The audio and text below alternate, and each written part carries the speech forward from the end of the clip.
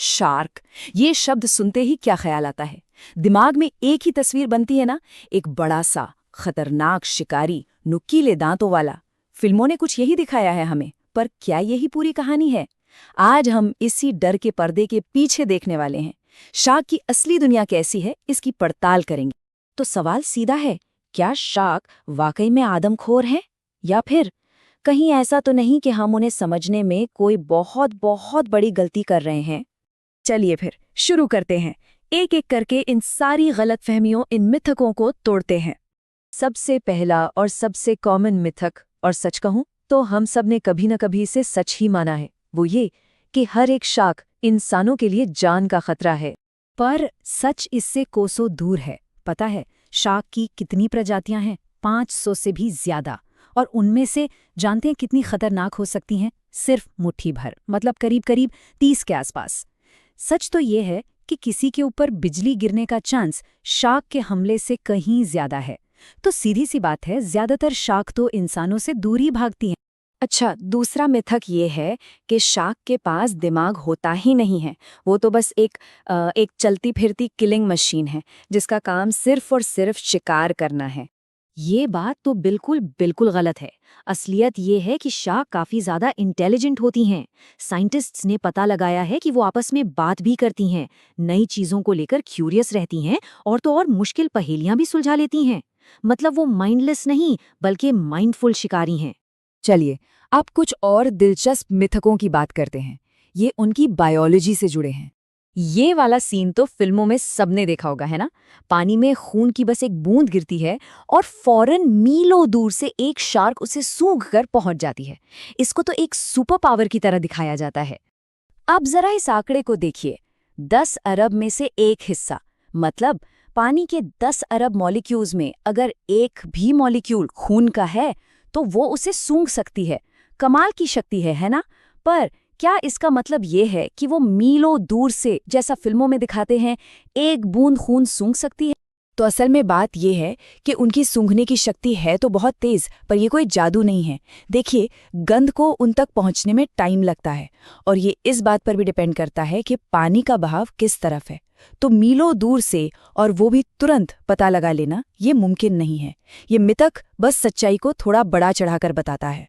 एक और बात जो सब मानते हैं कि शार्क अगर तैरना बंद कर दें तो वो मर जाएंगी, कि उन्हें जिंदा रहने के लिए हमेशा हमेशा चलते रहना पड़ता है। हाँ, ये बात कुछ प्रजातियों के लिए सच है, जैसे ग्रेट व्हाइट शार्क। लेकिन सारी शार्क्स ऐसी नहीं होती। नर्स शार्क जैसी कई प्रजातियां हैं जो समुद्र के तल पर आराम से बैठ सकती हैं। वो अपने गलफड़ों से पानी पंप करके सांस लेती रहती हैं। तो बात साफ है, सारी शार्क्स एक जैसी नहीं होती। तो मिथक तो हमने तोड़ दिए। अब बात करते हैं कि शार्क असल में हैं क्या।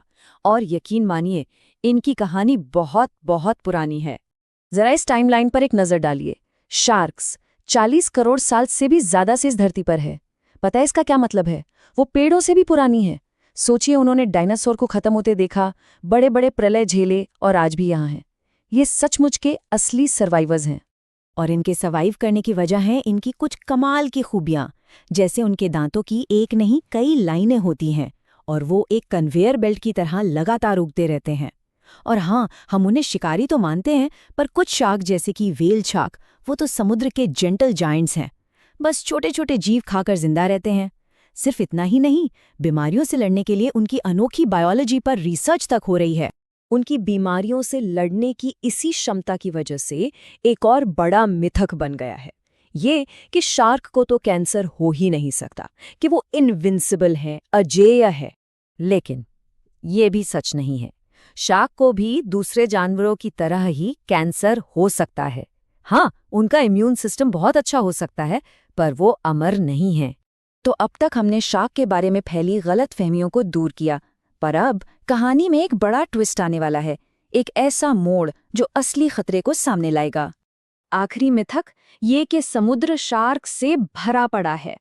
उनकी आबादी इतनी ज्यादा है कि कंट्रोल से बाहर हो गई है, कि वो समंदर पर राज कर रही हैं। और अब सुनिए असली चौंका देने वाली सच्चाई। शार्क की आबादी ज्यादा नहीं, बल्कि बहुत तेजी से घट रही है। कई प्रजातियां तो खत्म होने की कगार पर आ चुकी हैं। तो फिर असली खतरा कौन है? शार्क नहीं, हम हैं। ओवरफिशिंग यानी जरूरत से ज्यादा मछलियां पकड़ना, उनके घरों का यानी हैबिटेट का खत्म होना, और फिनिंग मतलब उनके पंख काटकर उन्हें वापस समंदर में फेंक देना। ये हैं वो असली खतरे जिनका सामना शार्क हर रोज कर रही हैं। तो ये सब हमें एक आखिरी और सबसे जरूरी सवाल पर लाकर खड़ा कर देता है। ये जीव जो 40 करोड़ साल से यहाँ है, उसके सामने आज समंदर का सबसे बड़ा शिकारी कौन है, शार्क या हम? ये सवाल है जिसका जवाब हम सबको अपने अंदर खोजना होगा।